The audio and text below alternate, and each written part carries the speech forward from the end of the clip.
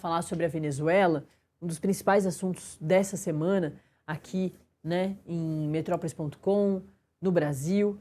Como a gente falou mais cedo, 8 dias depois dos terremotos, a Venezuela, depois de 8 dias da Venezuela ser atingida por 2 fortes terremotos, os trabalhos de busca continuam na tentativa de resgatar quase 40 mil pessoas, de descobrir onde elas estão, né, e resgatá-las. Até a noite de quarta-feira, o número de mortos havia chegado a 2.295 pessoas, além de outros 15 mil feridos. Para a gente continuar falando sobre esse assunto, a gente vai conversar agora com o sismólogo Aderson Nascimento. Aderson, muito bom dia, é um prazer te ter aqui de novo no Acorda Metrópolis, infelizmente para falar sobre uma tragédia que assolou um país que já estava numa situação bastante difícil. Bom dia. Bom dia, Natália. Apesar das circunstâncias, como você mencionou aí, já estamos aí, passamos de uma semana após É.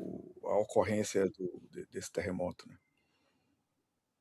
A gente, na nossa primeira conversa, na semana passada, já tinha colocado aqui, você muito bem pontuou para a gente, que muitas réplicas, muitas, centenas talvez, aconteceriam. Porque logo depois dos 2 terremotos lá no norte da Venezuela, o norte do Brasil já sentiu algumas dessas réplicas.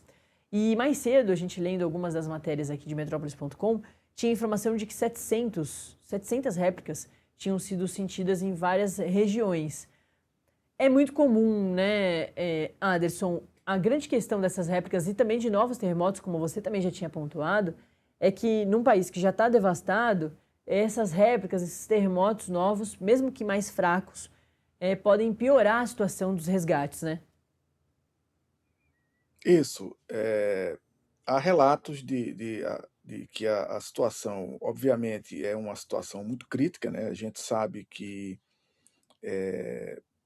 do ponto de vista de infraestrutura, um terremoto desse tipo acaba com toda a infraestrutura e qualquer país teria dificuldades em rapidamente restabelecer, e mais ainda um país que sofria sanções econômicas, dificuldades econômicas e sociais como o da Venezuela, né? Então é uma situação que vai se agravando, né?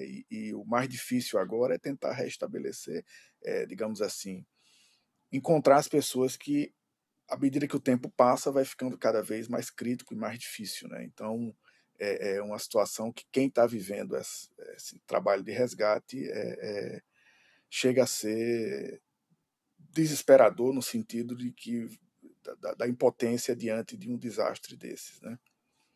Ô, Anderson, a gente também registrou outros terremotos logo depois aí desse da Venezuela, um no Japão com uma magnitude bastante próxima, mas que a devastação não existiu, na verdade.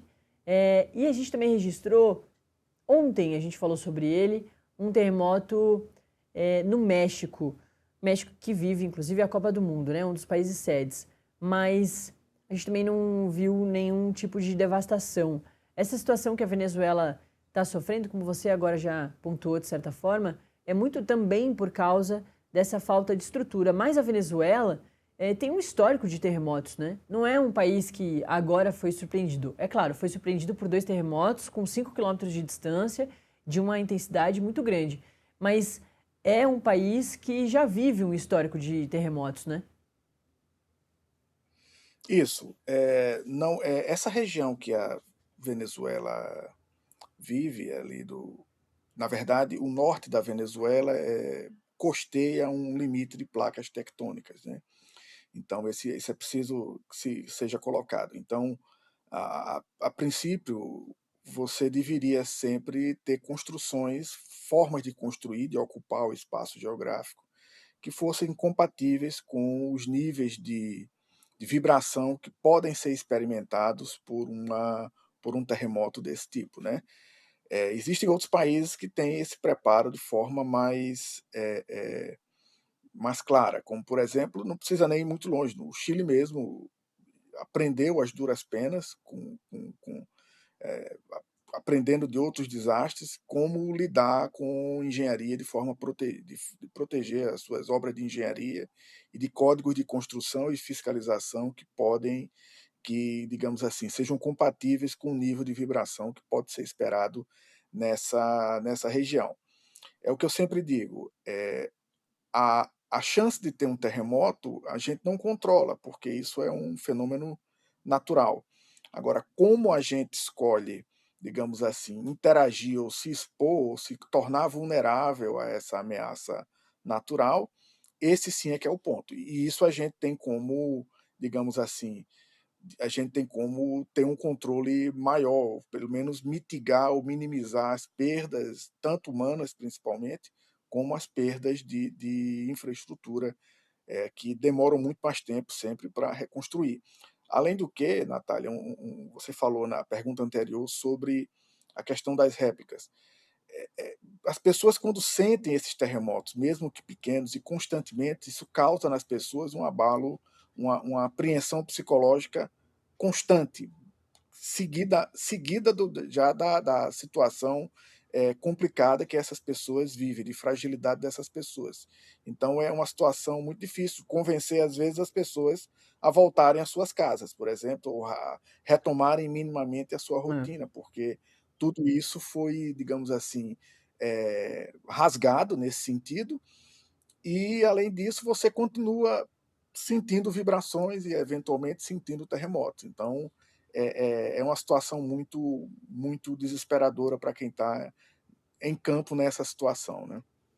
Ô Anderson, e esses reforços de estruturas, as defesas civis? Aqui o Brasil não sofre com o terremoto, né? Acho que é sempre importante de te perguntar sobre isso, porque muita gente, claro, vendo um país muito pertinho sofrendo com isso, é, tem medo de aqui a gente também passar por isso.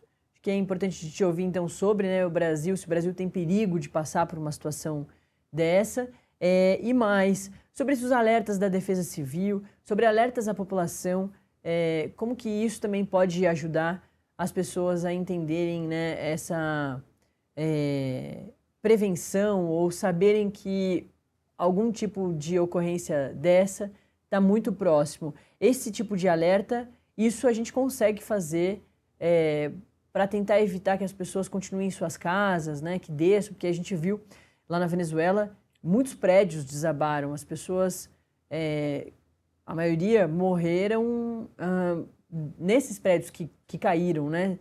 Acho que a NASA identificou que quase 60 mil prédios caíram ou se destruíram parcialmente. Então, eu queria também te ouvir sobre isso, sobre outras estruturas, outros dispositivos que podem reforçar a ajuda a essas pessoas que moram nessas regiões que, sim, sofrem sempre com um terremoto, com uma situação dessa. Bom, todo e qualquer trabalho que seja feito de intervenção nessas estruturas, seja para, digamos assim, condená-las ou fazer o que as pessoas chamam de o termo técnico que se usa é um retrofit, assim, um ajuste, né, assim, da estrutura atual para que ela, digamos assim, fique ok para determinado nível de vibração. Isso tem que ser acompanhado de um levantamento in loco de especialistas para dizer, olha, esse prédio pode ser feito, isso tudo tem que ser colocado dentro de um planejamento nacional, e isso, digamos assim, tem que ser executado dentro de um planejamento, uma política de Estado para quem vive esse tipo de situação, como, por exemplo, na Venezuela. Aqui no Brasil, especificamente, a gente tem um código de, de uma norma brasileira que, digamos assim, fala sobre muito da sismicidade e o preparo das estruturas para avaliações sísmicas, né? E isso tem que ser sempre revisado, porque os catálogos sísmicos no Brasil, eles atualmente estão sendo sempre enriquecidos, porque hoje a gente tem um monitoramento muito maior, tem uma riqueza de informação muito mais forte. É claro que a gente vive numa região que é no interior de Placas, mas ela não é uma região imune a terremotos. Então, às vezes, para certas situações, você, para, digamos assim, para que o terremoto tenha repercussão, ele não necessariamente precisa ser um terremoto de magnitude 7. Dependendo de como você se expõe ao risco e de que estruturas críticas estão sendo colocadas em risco, você precisa sempre avaliar o que é que está sendo feito e qual é a possibilidade daquele evento maior ocorrer e como é que você vai ter um plano de contingência para isso. É como se fosse um seguro, você tem, prepara e espera nunca usar, mas tem que ter, digamos assim, porque, nessas horas, assim, a pior coisa que você pode ter para a população e para a sociedade é dizer: "Olha, a gente não estava preparado, isso nunca foi É. pensado, isso, a gente não está monitorando", etcétera. Isso para mim é a pior resposta, porque, significa que você estava simplesmente contando com a sorte, Uhum. e muitas vezes contar com a sorte não é a melhor estratégia, né. É, exatamente. E é isso, né? A gente tem falado muito sobre o El Niño, o Anderson. Ontem mesmo a gente entrevistou o governador do Rio Grande do Sul, que é um estado que sofre todos os anos com fortes chuvas na mesma época. É claro que a situação que aconteceu lá em 2024 foi uma junção de muitas questões ali climáticas e piorou muito a situação, mas é muito sobre como os estados, como os governos, como todo mundo que pode ajudar já consegue reforçar suas estruturas, entendendo que sim, o mundo está mudando, tudo que a gente imagina que a gente já consegue identificar que vai acontecer pode ser pior e já se preparar para isso, né? Não ser pego de surpresa e aí sim ter que atacar o problema que já aconteceu. Isso a gente viu acontecendo ao longo, né, da história da humanidade e a gente espera que nesses próximos acontecimentos isso não se reforce. Aqui no Brasil, a situação do El Niño vai ser devastadora. Já começou a ser e vai ser muito pior quando chegar ao verão. Então, a gente espera que as autoridades reforcem antes, se preocupem antes para conseguir melhorar a situação de como vai ser ali o ataque, a devastação que vai acontecer, né? Todos os alertas mostram que isso vai acontecer. A gente conversou com o Aderson Nascimento, sismólogo, sobre a questão aí da Venezuela, mas trazendo a discussão sobre quanto as estruturas precisam ser reforçadas, com tudo que a gente já sabe, né, que já está previsto. Valeu, Aderson. Muito obrigado, Natália, fico à disposição, bom trabalho aí para vocês. Bom dia. Valeu, bom dia. Bom,